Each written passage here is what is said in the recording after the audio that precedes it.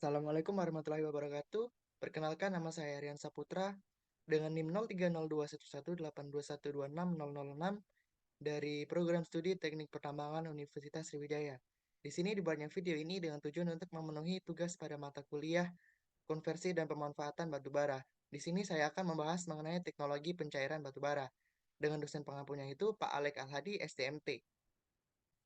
Selanjutnya untuk topik utama pada pembahasan kali ini yaitu konversi dan pencairan batu bara, jenis pencairan batu bara, dan juga faktor-faktor yang mempengaruhinya, dan juga alternatif pencairan batu bara. Selanjutnya untuk konversi batu bara.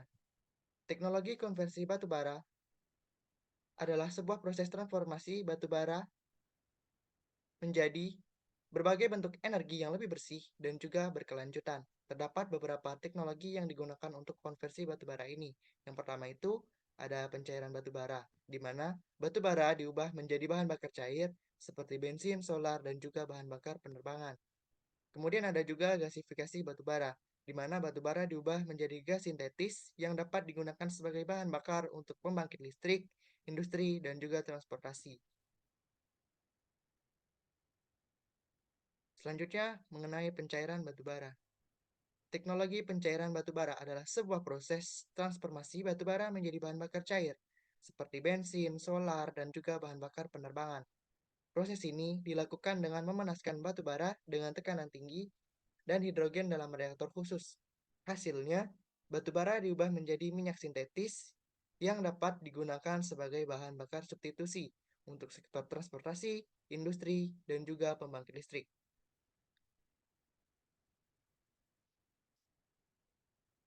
Kemudian pencairan batu bara ini sendiri dapat dilakukan dengan dua cara, yaitu ada pencairan langsung dan juga pencairan tidak langsung. Untuk pencairan langsung, itu di mana batu bara dicampur dengan pelarut dan hidrogen pada suhu dan tekanan yang tinggi. Reaksi kimia kompleks pun terjadi, sehingga dapat memecah struktur batu bara menjadi molekul yang lebih kecil dan membentuk bahan bakar cair. Selanjutnya untuk pencairan tidak langsung, ini terdiri dari dua langkah utama. Yang pertama itu, batu bara digasifikasi dengan uap dan oksigen untuk menghasilkan gas sintetis atau syngas, yang kemudian dibersihkan untuk menghilangkan debu, tar, dan juga gas asam. Selanjutnya, untuk langkah keduanya, yaitu mereaksikan gas sintetis dengan katalis dalam proses Fischer-Tropsch, yang mengubah syngas menjadi berbagai bahan bakar hidrokarbon seperti bensin, solar, dan juga metanol. Selanjutnya untuk jenis pencairan langsung. Yang pertama itu ada yang namanya pirolisis. Pirolisis ini sendiri adalah proses dekomposisi kimia dengan pemanasan tanpa oksigen. Pencairan batu bara melalui pirolisis ini bermanfaat untuk batu bara dengan peringkat kalori yang rendah sampai ke sedang. Untuk mekanisme kerja pirolisis ini sendiri itu melibatkan pemanasan batu bara dengan atau tanpa udara yang menyebabkan perengkahan senyawa di dalamnya. Akibatnya, kandungan air dan gas pembawa batu bara pun menguap. Gas panas yang dihasilkan kemudian melewati proses kondensasi, di mana asap berat terperangkap dan berubah menjadi cairan yang dikumpulkan di kerucut penangkap tar. Asap ringan yang tersisa melewati spiral cooler untuk didinginkan menggunakan air dari pompa air. Lalu dikumpulkan dalam sebuah wadah sampel. Hasil kondensasi ini berupa asap ringan masih mencampur dengan minyak yang dihasilkan dari pirolisis batu bara, sehingga memerlukan tahapan pemisahan minyak dari asap ringannya melalui tahapan treatment lanjut. Kurang lebih seperti yang ada pada gambar di layar. Selanjutnya, ekstraksi pelarut. Ekstraksi pelarut atau solvent extraction itu batu bara dicampur solvent untuk menghasilkan liquid. Dengan adanya transfer hidrogen dari solvent ke batu bara atau dari gas hidrogen ke batu bara, temperatur sampai dengan 500 derajat Celcius. Tekanan bisa bervariasi sampai dengan 500 PSI. Solvent bisa berupa batu bara cair hasil proses sebelumnya ataupun produk protelium seperti bitumen ataupun UV oil.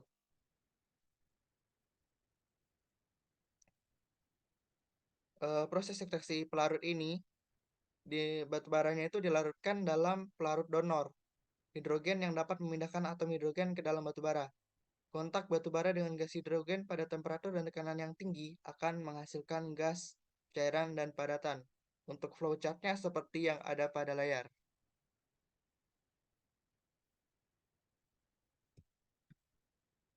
Selanjutnya, eh, jenis pencairan yang ketiga yaitu ada hidrogenasi katalistik. Hidrogenasi adalah proses reaksi batu bara dengan gas hidrogen bertekanan tinggi. Reaksi ini diatur sedemikian rupa kondisi reaksi katalisator dan kriteria bahan baku agar dihasilkan senyawa hidrokarbon yang sesuai dengan yang diinginkan dengan spesifikasi mendekati minyak mentah. Sejalan perkembangannya, hidrogenasi batu bara menjadi proses alternatif untuk mengolah batu bara menjadi bahan bakar cair, pengganti produk minyak bumi. Proses ini dikenal dengan nama Bergius proses atau disebut juga proses pencairan batu bara.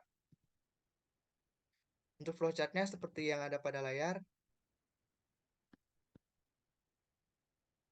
hidrogenasi adalah proses reaksi batu bara dengan gas hidrogen bertekanan tinggi. Reaksi ini diatur sedemikian rupa agar dihasilkan senyawa hidrokarbon yang diinginkan dengan spesifikasi mendekati minyak mentah.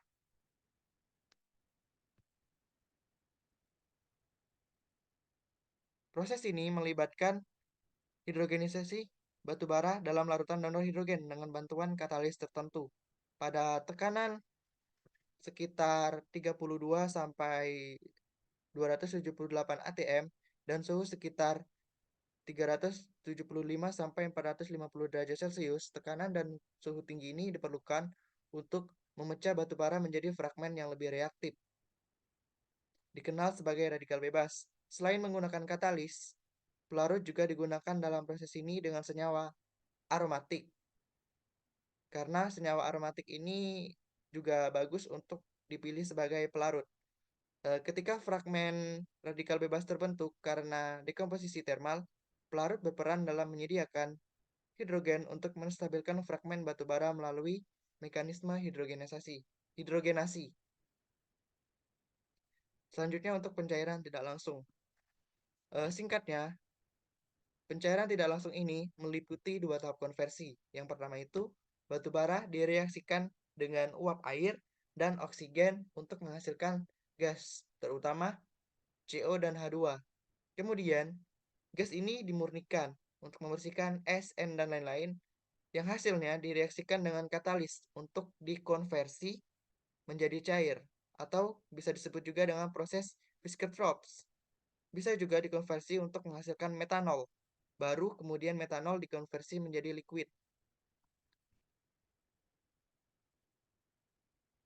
Selanjutnya ada metode Fischer-Tropsch. Ini merupakan salah satu metode dari pencairan tidak langsung yang pertama, yaitu mekanisme Fischer-Tropsch ini sendiri dilakukan melalui tahap gasifikasi, yaitu batu bara difragmentasi menjadi CO, CO2, H2, dan CH4. Selanjutnya, direkombinasikan menghasilkan produk cair. Proses ini menghasilkan hidrokarbon cair dari reaksi antara gas karbon monoksida dan juga hidrogen dengan bantuan katalis. Prinsipnya secara sederhana yaitu mengubah batu bara ke dalam bentuk gas terlebih dahulu, kemudian membentuk syngas. Syngas ini kemudian dikondensasikan oleh katalis atau bisa juga disebut dengan proses Fischer-Tropsch ini untuk menghasilkan produk ultra bersih yang memiliki kualitas yang lebih tinggi. Selanjutnya untuk metode alternatif pencairan batu bara. Yang pertama itu ada metode solvent refined coal, di mana metode solvent refined coal ini sendiri adalah sebuah metode pelikuidan batu bara yang menggunakan pelarut organik untuk menghilangkan komponen tidak larut, seperti abu dan juga mineral dari batu bara. Metode ini bertujuan untuk meningkatkan kualitas batu bara dan mengurangi emisi polutan saat pembakaran.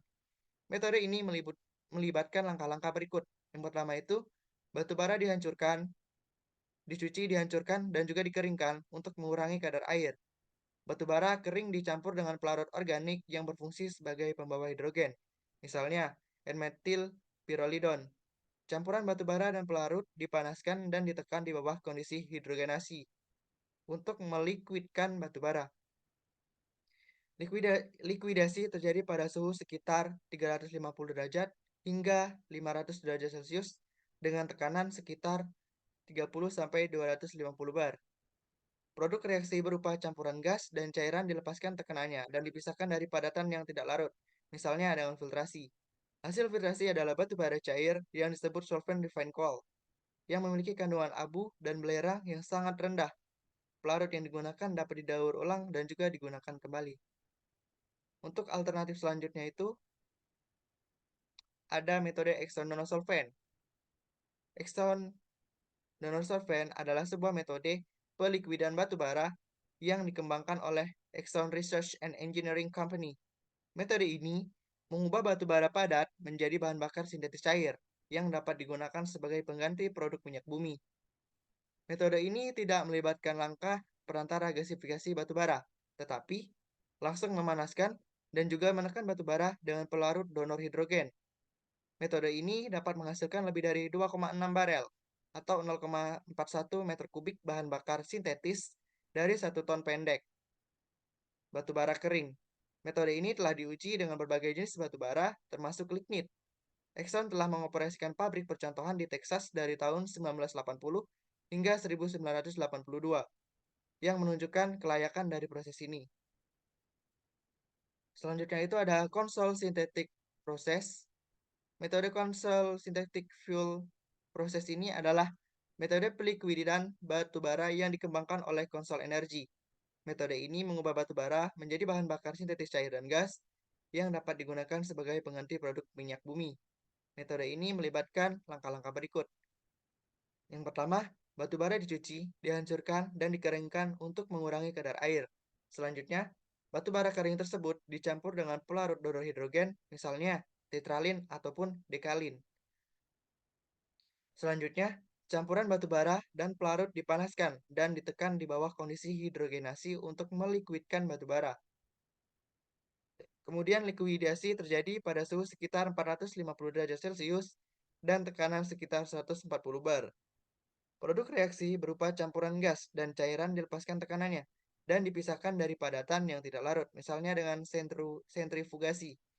Hasil sentrifugasi adalah batu bara cair yang disebut konsol synthetic fuel yang memiliki kandungan abu dan belerang yang sangat rendah. Selanjutnya ada H-Coal. Proses ini dikembangkan oleh Hydrocarbon Research Inc. dan menggunakan pelarut sikloheksana dan katalis nikel molybdenum untuk menghidrogenasi batu bara dan menghasilkan bahan bakar cair dengan kandungan hidrokarbon rantai panjang yang tinggi. Selanjutnya ada brown coal liquefaction.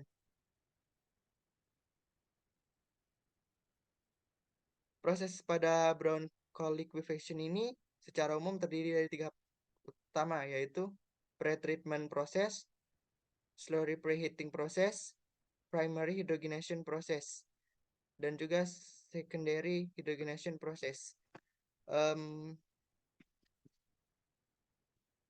Pada pre-treatment proses, batu bara coklat mentah dihancurkan, dikeringkan, dan dibuat menjadi slurry dengan mencampurkan 1 bagian batu bara dengan 2,5 bagian pelarut dan katalis besi. Kemudian diproses ke slurry preheating process. Nah, selanjutnya itu primary hydrogenation process melibatkan aliran gas hidrogen pada suhu 430 hingga 450 derajat Celcius dan tekanan 150 sampai 200. Untuk menginduksi proses likuifikasi. Produk yang dihasilkan kemudian distilasi menjadi naphtha, light oil, dan medium oil dalam kolom distilasi. Padatan dari kolom distilasi di bawah dialirkan ke kolom pemisah padatan cairan pada proses pengeringan pelarut. Sementara cairan distilat diarahkan ke secondary hydrogenation process dan padatan dibuang. Yang terakhir itu secondary hydrogenation process itu dilakukan dalam reaktor fixed bed yang diisi dengan katalis NIMO pada suhu 300 sampai 400 derajat Celcius dan tekanan 150 hingga 200. Setelah itu, distilasi dilakukan kembali untuk memisahkan menjadi naphtha, light distillates, dan medium distillates. Hasilnya adalah 3 barel batu bara cair dari 1 ton batu bara kering. Selanjutnya itu ada faktor yang mempengaruhi proses pencairan dari batu bara itu sendiri. Yang pertama itu ada karakteristik batu bara, yaitu komposisi kimia, mineral, zat terbang, dan kadar air batu bara berpengaruh terhadap konversi dan perolehan minyak. Batu bara peringkat rendah memiliki kandungan hidrogen dan zat terbang yang tinggi, sehingga lebih mudah dicairkan daripada batu bara dengan peringkat yang lebih tinggi. Kandungan abu dan belerang yang rendah juga menguntungkan karena mengurangi pembentukan kokas dan juga polutan. Kadar air yang rendah juga meningkatkan efisiensi proses karena mengurangi konsumsi energi untuk pemanasan dan pengeringan sebelumnya. Selanjutnya ada kondisi operasional. Suhu, tekanan, dan juga waktu operasi juga mempengaruhi proses pencairan batu bara ini sendiri. Suhu yang tinggi meningkatkan laju reaksi dan kelarutan batu bara, tetapi juga meningkatkan dekomposisi pelarut dan katalis.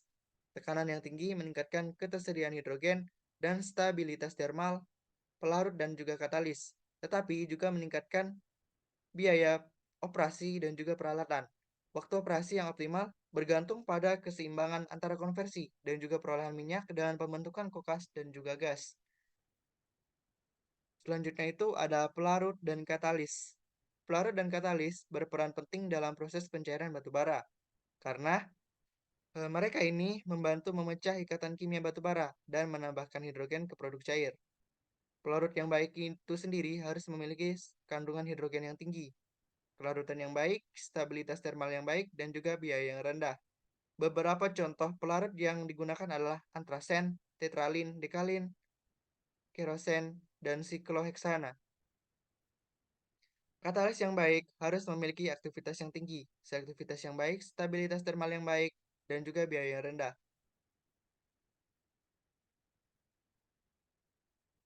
Kemudian dapat disimpulkan bahwasanya konversi batu bara ini sendiri dapat menghasilkan energi yang lebih efisien dan juga bermanfaat. Konversi batu bara dapat membantu diversifikasi sumber energi dan juga mengurangi ketergantungan pada satu sumber energi. Terdapat dua metode pencarian batu bara yang utama, yaitu ada metode secara langsung dan juga tidak langsung. Pada pencairan langsung, batu bara dicampur dengan pelarut dan juga hidrogen pada suhu dan tekanan yang tinggi. Kemudian reaksi kompleks kimia pun terjadi, sehingga dapat memecah struktur batu bara menjadi molekul yang lebih kecil dan membentuk bahan bakar cair. Selanjutnya untuk pencairan yang tidak langsung itu, batu bara diubah dulu menjadi gas sintetis melalui proses gasifikasi, sehingga kemudian diubah menjadi bahan bakar cair melalui proses sintetis Fischer-Tropsch. Kemudian, untuk alternatif pencairan batu bara itu sendiri terdiri dari metode SRC, CDF, EDS, H-Coil, dan juga brown coal liquefaction. Mungkin sekian presentasi dari saya. Bila ada salah kata, saya mohon maaf. Terima kasih dan wassalamualaikum warahmatullahi wabarakatuh.